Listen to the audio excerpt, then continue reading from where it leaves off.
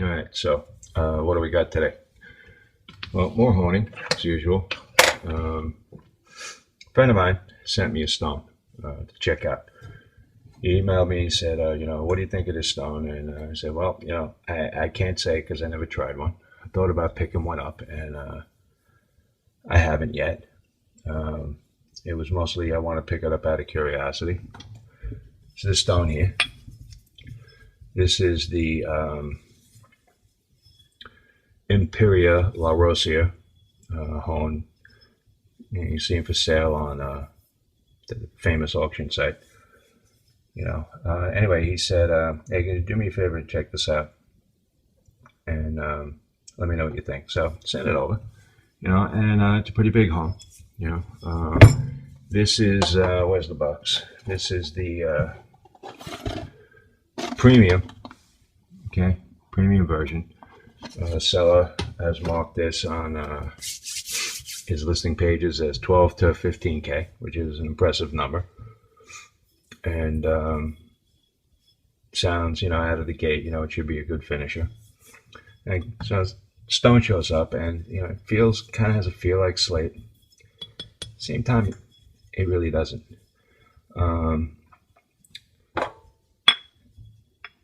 It's an interesting tone. It's got these grooves in the back. I've seen this before on commercially cut stone for tiles. It has something to do with the glue. I don't know if it's the same type of saw cut this or what, but I've seen this on stone tiles. A little stamp here on the side. That's a nice touch. Everybody loves stamps. Smooth, very smooth top. Put some water on it. Kind of acts like slate a little bit. Actually, the stone came yesterday, so I've had it for a full day. Looking for a towel, okay. And I did some preliminary tests. I'll get into that later. Shooting this now because I couldn't do it last night. Started thinking, well, we're going to compare it to something. So I got out my trusty, this is a Thuringian, this is an SRD Drosha. Comes with rubbing stone. The Roccia, whoops, should be doing it. Also comes with a rubbing stone. This one has a box with a label. This is old, way old, early 1900s. It's a great stone. I know this very well. Also slate. Well, this definitely is slate. A little bit different tone. Tone doesn't mean much. It's just something you listen to, and it's, you stack up information.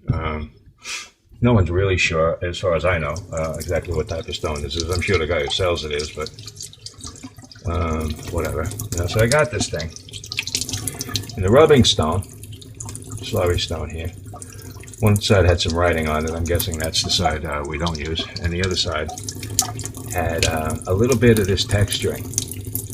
You don't really see it, but you can feel it. And you put it on a scope. I'll show you a picture of it. You can see that the lines are still there. And then I did some honing. And like I said, I'll get to that later. I started looking at the chips in the stone, a couple of dings here and there, and started looking at them. And I'm looking at it right now, like I did last night, and I'm telling you, I don't know. It doesn't look like slate to me there. That doesn't mean nothing. It could be slate and it just chipped that way in a way that doesn't look like slate, but what I want to do though is after my honing last night, I want to dress this working side down so all that all those ridges, they're gone. So I got my Atoma. This is my 400, pretty well worn. Bringing up a slurry here pretty quickly.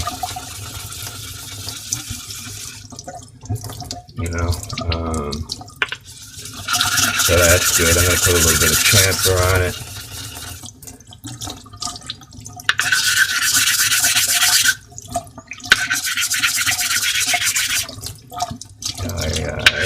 the guy who owns the stone.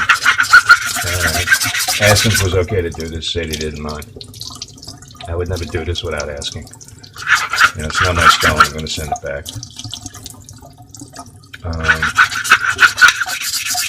It's funny, you know, it's slurrying easier than I would have imagined, because last night when I was slurrying on the stone, it didn't slurry easily at all. And I'm looking under the loupe here. You can't see it, but you gotta trust me, I can see. I still have remnants of those original saw marks there. I'm always neurotic about that stuff. Those peaks and valleys, you know, they wear, and they become precarious, they become weak, and they jettison chunks. Now, you got to remember, when I say chunks, I don't mean like, you know, boulders the size of your house. I'm talking about pieces of stone, little tiny pieces, but to your edge, they might as well be, you know, the size of a house. And so, I don't really like uber flat slurry stones either. I put like a curve in it. So I have which is what I'm doing now. I have like an edge to work with so I don't get it stuck to the stone. You can see that, but there's a little bit of rounding there.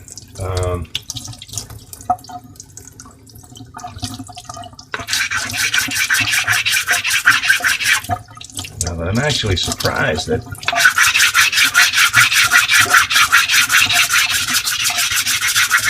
I'm changing my angle here, so see, I'm creating a curve that's going to allow me to keep one edge up a little, and we can see this, and go like this, and that way I don't have this, and I don't wind up with, you know, suction. Alright, a vacuum, whatever you want to call it. Someone's going to say stiction. I don't call it stiction. Anyway, so this is feeling a lot better. Let me take another look. And believe it or not, there's still some there at the edges a little bit, which is surprising. I'll give it some more time here. And it still feels hot. As an atomer, it takes material off well, so sometimes making slurry is not indicative of the stone's hardness. I identified this as being a pretty hard, glassy type of stone right away. You know, and again, that doesn't mean nothing. It just, that's what it is. You know, some finishes are soft and they're great, or softer, and some are harder and, you know, they suck.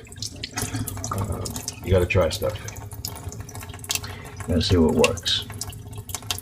In the middle of all of that, though, you just collect data. It's important that you collect data. You got to process the data.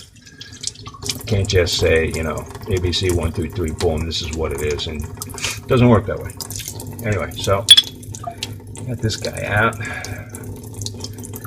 Yeah, it feels better on the stone now than it did last night, but you can see I'm not really, you know, gaining a lot of slurry here.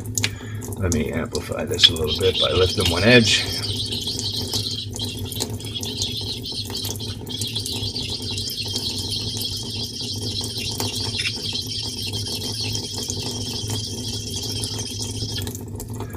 I got some slurry, but not a lot. You know.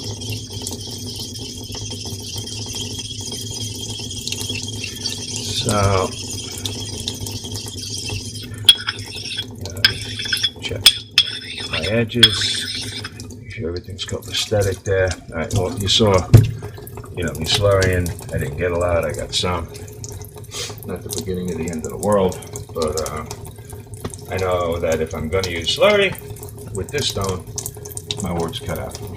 Comparatively, yeah, don't worry about the label, it's sealed. All right, I have this nice berry, you know, and wash the existing slurry off. There's some nice banding in it. See if you can catch it in the light. And it's not too pronounced. The lighting in here is terrible. Apologize for that. I actually have a video light that I borrowed in the living room, but I haven't gotten to set it up yet. Alright, so I got this Thurry out, got the rubbing stone out. Okay, see what I'm talking about here? That's slurry. No effort, no work. Now, this is a hard stone. Okay? I don't know if it's harder than that stone on some kind of MOHS scale or whatever, but, you know, I got slurry here. Now, here's my trusty greens wedge. You know, and gonna do some honing. This is for demonstration. I actually have to re-hone this blade after last night's event. I'll get to that later. But what I'm talking about, what I'm showing you here rather, I'm talking about the different types of slurry. Here, let me turn that off. Sorry. I'm used to doing that without the camera, and I like the water running, but it kills the audio. Alright, so I don't know if you can hear the muted sound on the stone. Now, you know, if this edge was like in good shape, I would do, I don't know how many passes, I don't count, but I would hone until I was done. So let's say for the sake of argument, 50 passes. The slurry kind of thickens up, and I have a resistance on the stone. You know, I start to feel like it's grabbing, you know, it's pulling it down. You know, has a nice feel, has a silky feel. I really feel like I'm honing here, like I'm really doing, you know, something positive for the edge. That's the sensation I get on this stone. Pretty much the same with all Thurries. Ashes. Ashes are Thurries. Not all Thurries are ashes, but all ashes are Thurries. This is a Thurry, but it's not an asher. But you will see these from time to time, these SRDs. You will see them with Escher color labels on them. And I think I've actually seen boxes with Escher markings on it, as though they were distributing it or something. So it's like branding. People respect Escher, and this the Drosha name as, you know, quality. But you could have a Thurry with no label. It could be just as good. Could also be complete crap. A lot of stone came out of the ground over there in Germany. Not all of it was what we call razor quality. So you got to test. Never assume. If you have an Escher, you can assume you got a good stone. Anyway, so that's kind of like what honing on this is like. Nice feeling, easy slurry. I can tell you, I know this stone inside and out. The edge was good and it just needed a tune-up. Do, you know, whatever, like I said, some odd number, 50 laps, or whatever it is, I don't know. My edge would be like really sweet, okay? It's a great stone. I know it well and it does a great job. Now, this guy, we don't know yet. I read a bunch of stuff on the internet, online, you know. You hear all kinds of stuff. Well, you read all kinds of stuff. So a couple videos. Everyone's got their own take on it. Let me say this. I'm going to go through some of the paces I go through with new stones, with this stone. And if my findings don't match yours, you know, feel free to, like, whatever. You could be insulted if you want that I don't, you know, find the same thing you find or whatever. That's not my goal here. This is one stone. It's one example. It's one guy. I'm going to be checking it out with 1 or 2 razors. Probably 1. I know that green's wedge inside and out. So I really don't need a control razor. Ah, jeez, you know.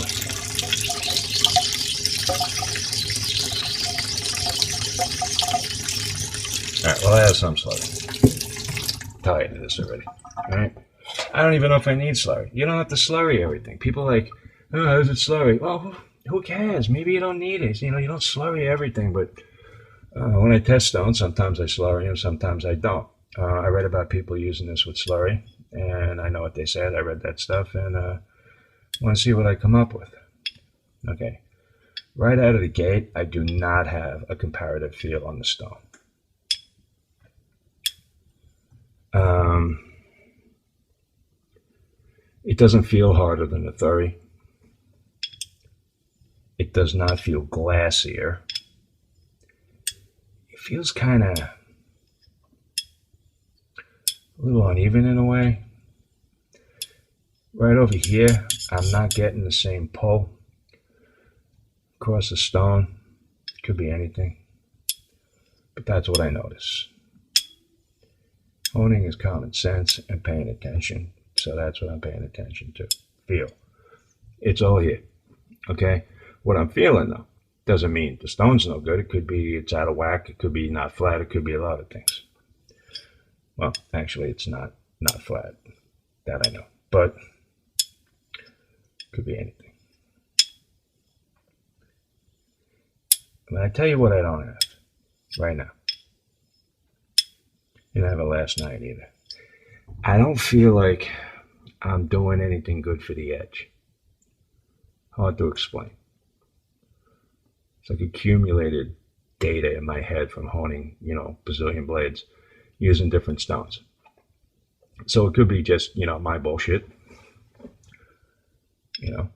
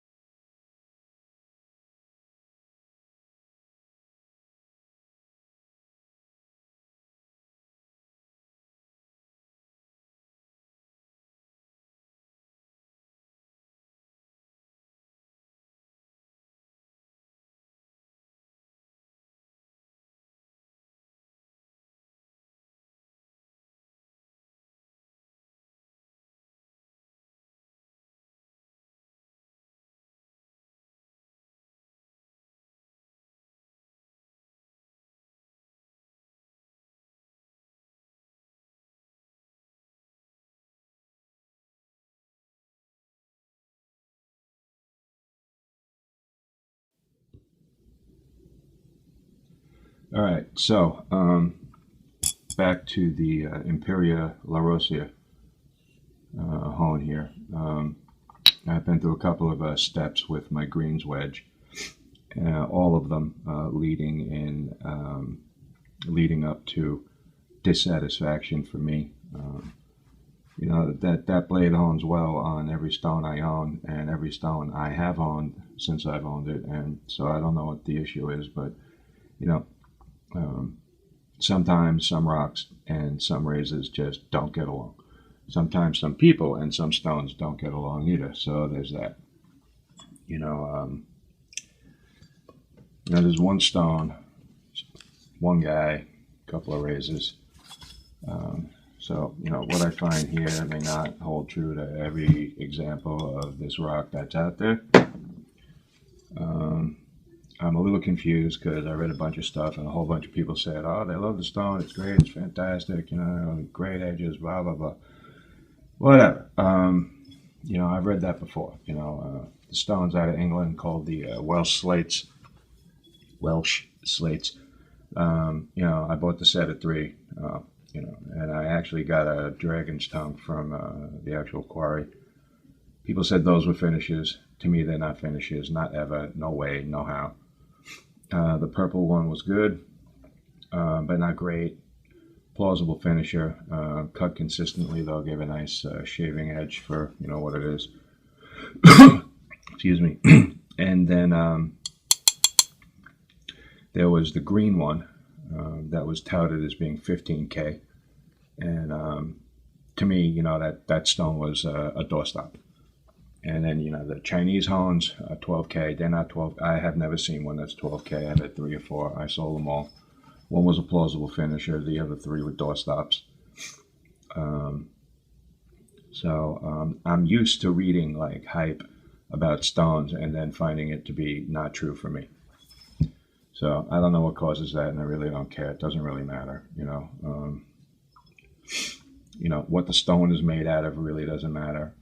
It's interesting to me, but if I don't ever find out like the exact composition of this thing, it's not the end of the world. What matters is the shave. I've shaved off this thing now, and a couple of times actually, and I'm not jazzed. I'm not jazzed with the edge. I'm not jazzed with the way the edge looks or shaves. And that's me. Someone else, I don't know, maybe they're going to like it. I don't know what to say. This is just me. So I got this, I wet it down. To me, slurry on this is like edge suicide. Nothing going on there that I like, nothing at all. I've actually been through this a couple of times this morning already, back and forth under the scope, and the video's up to like 24 minutes already in my editor. So I'm not gonna like videotape and photograph and document and put up a title panel for every single thing I'm doing at this point. But basically, what I think is the stone is really slow. So like, for example, if you finished an edge, let's say I finished this to a known state, and something that I've done before, another process, and it looks good and it shaves. And then I come over to this ILR, and I go to home. Let's say I do like 20 passes. Well, I looked at that under the scope, and I'm really not seeing, a lot of effect. I could say that, I'm going to guess here. Don't hold me to these numbers, but like say 5 to 10 passes, the edge is still basically exactly the way it was before. So I'd be shaving on what I did before. And then at some point forward of there, exponentially so, not like, 12 passes, I'm talking like 20, 30, whatever, you start to pick up the effects of this stone. And when I see that, it's not even. I'm finding rogue scratches, no real symmetry to it, just like all of a sudden, going down the edge and then bam, there's this gouge, matches my, my stroke, my scratch pattern, and so I know it's definitely coming from me. When I hone over it with a J-nat, I put a haze on top of it and I angle it and I throw a cross light on it. I can see it like really pronounced. The reflections really make it pop. That's like one technique that I use for identifying how consistent a stone is, and I could never document it so you'd understand exactly, but you know, if you were here you'd get it because I could just show it to you and point it out. But basically, like when you hone, you create striations. Those striations cause a reflection. That reflection can actually mask what's sort of under. It's not the right word, but you know, optically you could say that, under what you're actually looking at. So when you change your light source, the angle of it, you can pick up that underlying scratch. You can see the reflection. That's why I say that, you know, microscopes are great, but you kind of got to go through a lot of gyrations on the scope before you really get a good read on it. You know, if you're doing one thing consistently all the time, that's good for you, but if you want to actually collect data that you can parse out and draw a conclusion from, you just can't throw the blade down, shoot a picture and say, voila, that's it, that's done, this is what it is. Doesn't work that way. Light is a funny thing. It's a tool. It can manipulate a lot, it can mask a lot. There's a whole bunch of people that know that, and they work it to their advantage. Anyway, so you know, you got to hone a lot on this thing. It's slow. Like I would say, this is painfully slow. This is water only. Like I said, I bailed on slurry. Slurry on this thing to me is not working. I'm going to do a lot of laps here because I really want to like make sure that like my apex, the apex of this edge, is hit evenly, or as evenly as I can across the length. I kind of suspect I know what I'm going to see. Yeah. And some things I'm leaving out of the test, like I'm not jumping from a 5K synth to this, you know, I'm going to like what you would call near finish first. You know, sometimes a stone or paste or whatever you're using to finish with, like you might be better off not refining it like to a high state. Sometimes I find, well, I used to work with diamond paste, and found that diamond paste, I do better going from like 5K to diamond paste than I do 12K to diamond paste. That's me. Someone doesn't agree with that, well, they don't have to. Anyway, so you notice my undercut here is not stellar. You know, this was a shaving edge. Worked well, honed on it, got a result that I'm not going to elaborate on right now. Well, you know, I got a result over this though. And I zeroed it out and came back to it. I'm not really getting great undercut here, and I kind of think I should be doing better.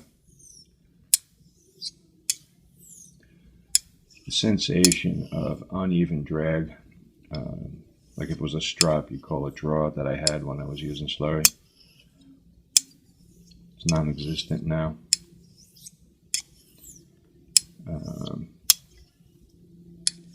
I am not feeling like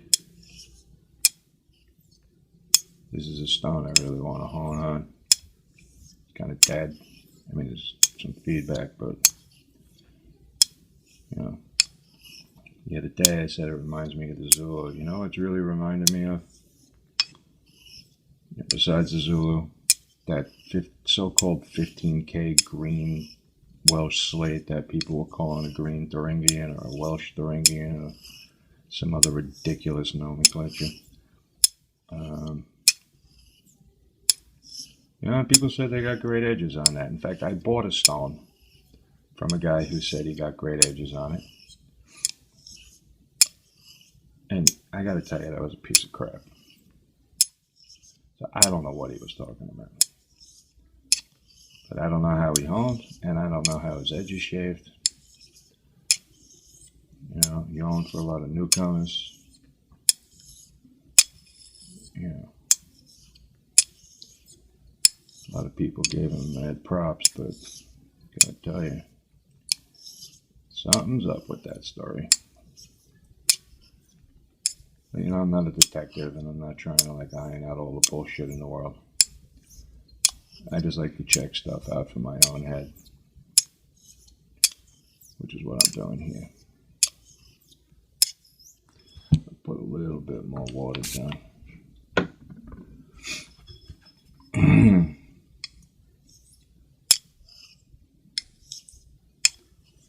Feedback has not changed. Undercut has not changed. I sense no improvement in the edge.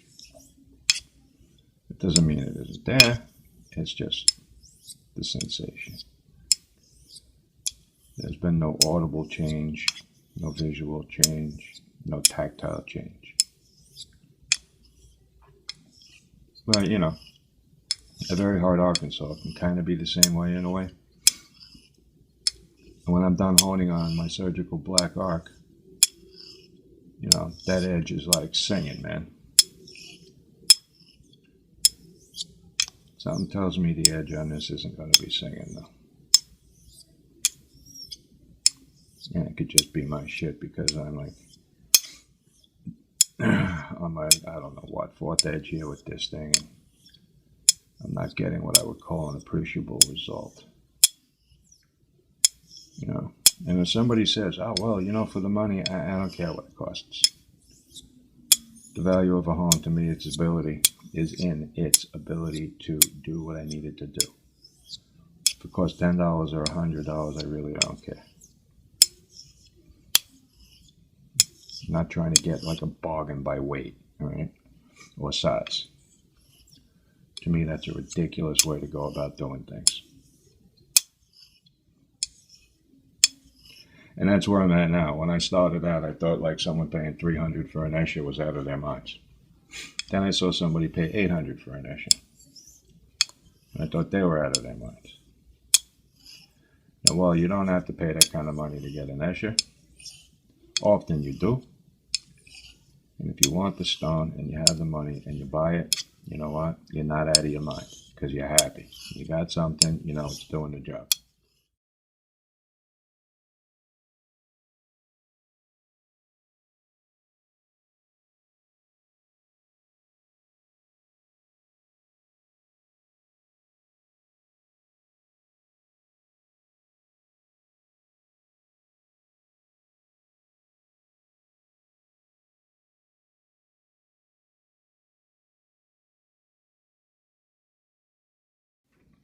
Okay, so this is the final segment of my testing, whatever you want to call it, of the Imperia La Roccia whetstone. You've seen the other clips and the photos and whatever. I've honed these two razors. This one I still have to fix. The edge has been trashed in the course of testing. This one here, it's my Shapley, it's full hollow. Fantastic blade. Shaves like, man, this is great steel. Just takes a beautiful edge. My finishing sequence on this stone destroyed it. Literally just took, you know, chips out and pieces out all along the way. So I mean, that's okay. I don't like beating up on razors, but sometimes, you know, you got to throw one to the wolves to see like what's going to happen. And when I do a serious test, I really like to work with a razor I know really well, and well, that's what this is. And you know, I showed you the photo, just toe up, man. So I went to a 3K Naniwa and started working on it. And I could have went to a 1K and would have cut the time in half or something to that effect, but I wanted to use the 3K and do it in stages, take a look at the repair work and what kind of effort was needed to overcome those chips that you saw in those pictures. I know people are fond of looking at pictures of chips and then saying things like, "Oh, you would never feel that." Horse shit. You're not going to feel it. Of course, you're going to feel it. All right. If you're paying attention, if you have any nerve endings in your face, you're going to feel it. But it's important to me to know, how extensive that damage was. So, for example, that still with the arrows on it, it took, maybe 20 minutes working on a 3K to remove like 90% of it. Another 15, maybe not 15, maybe another 5 or 10 minutes, and the edge was pretty much up to snuff. There's still one divot in the edge, though. It's going to take a little bit more work. So 45 minutes maybe total on a 3K, good amount of work to repair that. One thing it's important to know is that those rogue scratches that I mentioned in one of the panels, 3K had a hard time taking them out. That's partly why it took so much time. It wasn't just the chips. They dressed up pretty quickly in comparison. So some of those rogue scratches caused by this stone, the slurry or whatever, they were really deep. Now to look at them, they don't look so wide like you would expect, like say from a 1K, but apparently they're deep, and that's the thing to learn about stones, and grit. What does grit mean? This is being sold as 12 to 15K. I have no idea why. I don't know how anyone, comes to compute anything like that, particularly with this stone, because quite frankly, it's not 12 to 15K. It acts like a high grit stone in the sense that it's slow, okay? And maybe that decision, that call out was from like looking at the scratches and saying, well, these are 12K scratches and these look to be, about the same width, but you don't know about depth. So you could have a particle, really steep like this, and if it goes in like up to this knuckle, you got this really deep gouge.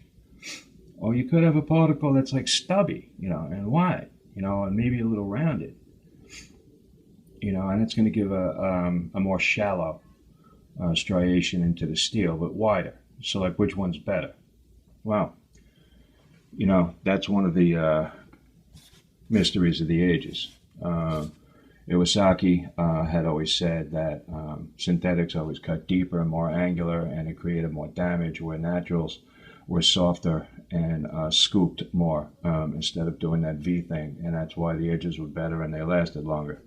Whether or not that's true, I don't know. I'll tell you this, I like shaving off of naturals better than I do synthetics, so that's one thing.